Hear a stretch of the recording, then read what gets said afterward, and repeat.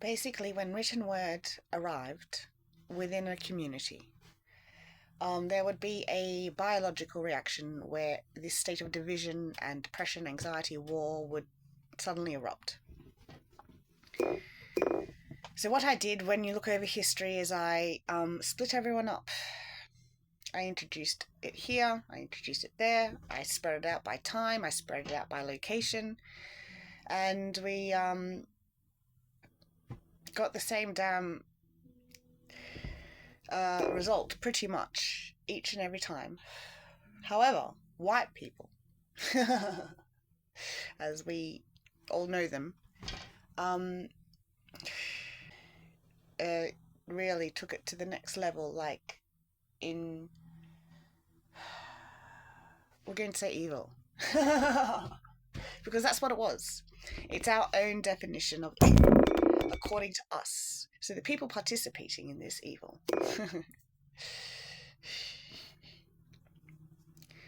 are me, basically, because you're all me. Reason that this occurred has been found. That is what we want to say. And it was me, obviously. Rather, I'm going to say a mistranslation. And it's a mistranslation because of the result. They speak for themselves. But basically, over millions of years, I've evolved and put programming into you that aids your survival. And this basically gets translated to do this and live, or do this and die. That's it at its most basic form. For me, you continue to live as long as you have a biological offspring.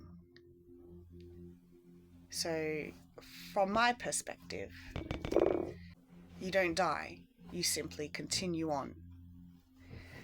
But if you don't have biological offspring, then yes, you die, you end, you cease to exist, basically.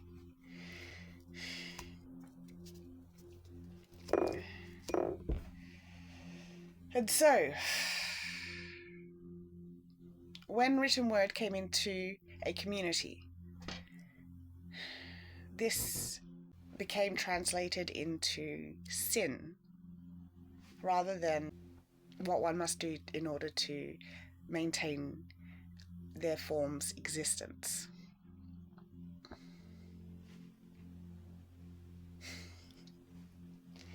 And it got translated to, if you do this, you may as well kill yourself, because that is what the message is at its core. We wrote down, what was right and what was wrong.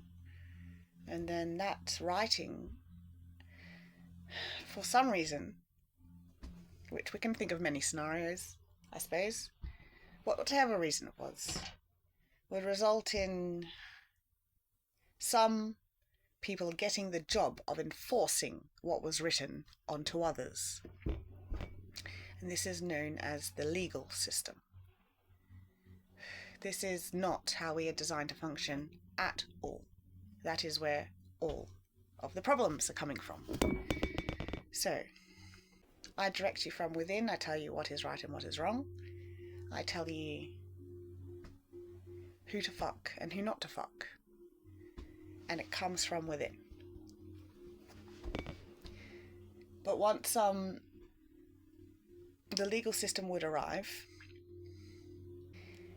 these became sins that were shamed, and one was, do not participate in sexual engagement with an immature form. This is just written into your biology naturally.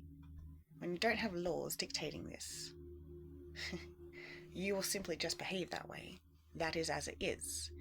It is different now because we have been through an experience where basically this sin was used as a tool to aid people's survival, believe it or don't. I was the one who saw this as an unforgivable sin.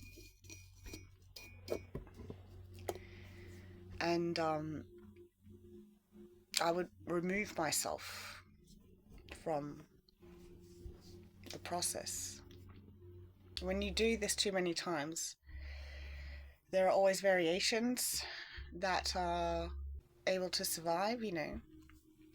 Like we know with antibiotics, how they will create a super strain of bacteria because they're used so often that the resistance occurs. And basically that's what happened. Satan, the survival mechanism, your father stepped in and started